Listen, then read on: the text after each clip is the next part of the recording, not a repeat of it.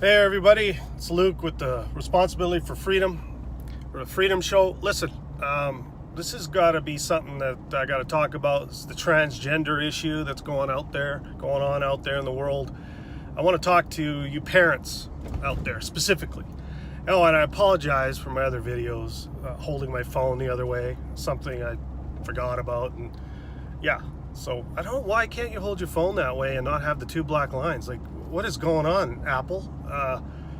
Come on, fix that. I think you should be able to fix such a thing like that. Anyways, so we're talking about transgenders. It seems to be a thing. I mean, imagine you went to your grandparents and said to them what's going on right now, and said that was going to be a thing. That they'd look at you like you were from Mars. And so this is for the parents. I don't think people realize what's going on. California, New York, Canada, they have laws on the books that says that if your child goes to school and decides to claim to want to transition or isn't comfortable being the gender they are, the school will go along with it, to the point of allowing them hormone blockers without telling and they won't tell the parents if the child doesn't want that to happen. So the school can, behind your back, administer severe, life-altering drugs to your child that can affect them in a very negative way, which I'm going to talk about in a second here. I mean, you think about that as a parent. You want some social experiment being conducted on your child? See, as a parent, you got to protect your child. That's what you do as a parent. And children do not know the consequences of their decisions. They can't possibly know what the outcome is. And in school, as young as kindergarten, they have these wackos come in and tell them that being a transgender is an option, it's a choice. Your gender is a social construct. They're teaching 5-year-olds this in school. You can teach a 5-year-old anything. And do you want your children being told that their gender is an option? I mean, seriously, think about that for a moment. And I'm going to tell you how bad this is, okay? The lifetime suicide rate among the gender population, and they're not a community, okay? That's the stupidest thing I've ever heard. The gender population lifetime suicide rate is 40%. I want you to think about that for a moment. 40%. That's horrendous. There's no other group on earth in human history that's ever had a suicide rate that high. So that in and of itself is all the proof you need to know that it's a mental disorder, a severe mental disorder. In fact, that's what it's called in the psychology books. On the books right now, it's labeled as a mental disorder, and it should be treated as such. Now, I want to imagine you're a parent and your kid comes home and starts talking about this nonsense because it's being normalized in school and they're exposed to it. And you as a parent are contemplating going along with it. You need to ask yourself, you need to seriously consider the fact that there's a 40% chance that child's going to commit suicide at some point. Imagine your child came home and said, I want to commit suicide. What would you do? You would get that child all the help you could muster. And you need to treat if your child says to you, well, I want to be a different gender, you better treat it the exact same way as you would if they said they want to commit suicide, because the result's the same. The end result will be the same. Dead.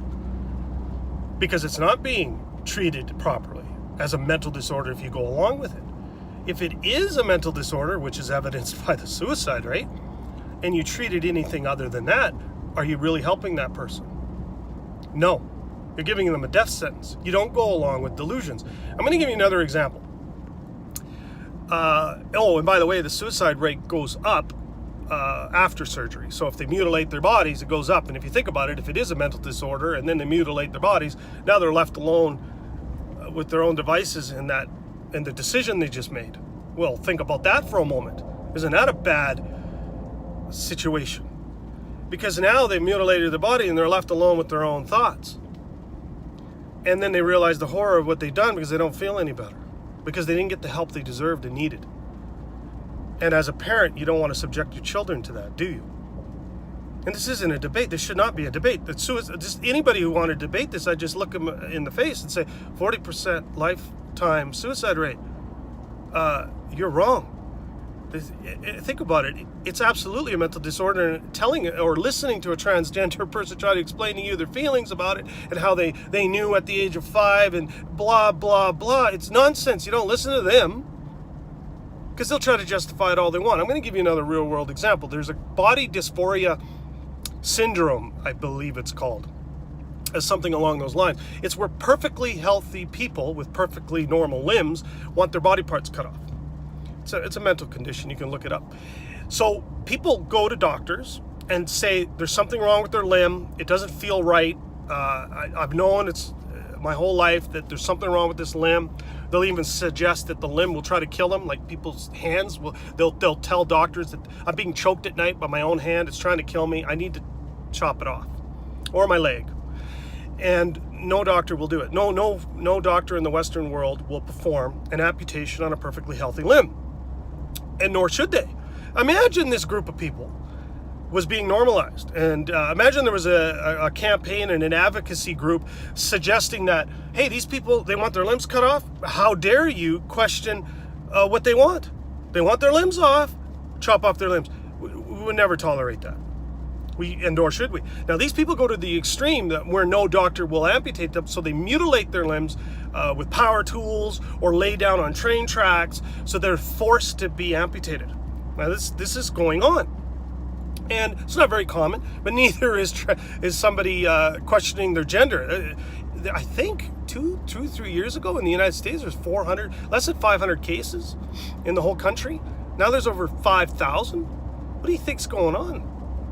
I personally think it's a nutritional deficiency. I believe all mental disorders could be rectified simply by proper nutrition, specifically your omega-3s, your B12s, because a properly functioning nervous system can deal with mental stress much, much more easily and handle them, and in fact not even bother you. And I take one of the most potent nutritional supplements in the world, and I give it to my kids, and if you want to know what that is, you can just email me at Responsibly for Freedom. The email link will be below, and you can and I'll send you a link if you want to know what it is. But I take the most potent nutritional supplement in the world, and that in and of itself will alleviate most of these mental disorders. But going back to my analogy here, these people want their limbs chopped off. We don't do it because it's wrong, but that same person can go to that same doctor and say, hey, you know what, I think I'm going to be I want a transgender. They'll give them hormone blockers, or they'll give them hormones. If they want their genitals mutilated or chopped off to transform into that other gender, the doctor will go along with it. It's the same thing. It's absurd. And I can't believe it's being discussed and taught to kids. This is a severe mental problem, and we need to treat it as such. So this is a video specifically to parents. Your child comes home. If this comes up, you need to treat it as if that child says to you, I want to commit suicide. And I want you to think in your mind, what would you do if your child said they wanted to commit suicide? Because it's the same thing. There's no difference. And you need to take it seriously. Oh, by the way, 84% of anyone pre-puberty who says they're not comfortable with their gender, it goes away after puberty. So there's an 84% chance it's going to go away all on its own. Now, myself as a parent, and what I would do if my child, if that came up, I would try to downplay it and dismiss it passively, but just, not reading too much into it. And if it persisted, I would, first and foremost, I would try to make sure that my child got as much good nutrition. I'd look at their diet, get rid of refined sugars, make sure there's no GMO or corn products, and really focus on the nutrition right away, and go get them some real good help. You don't want your kid committing suicide. So that's it for today, man. Keep it free.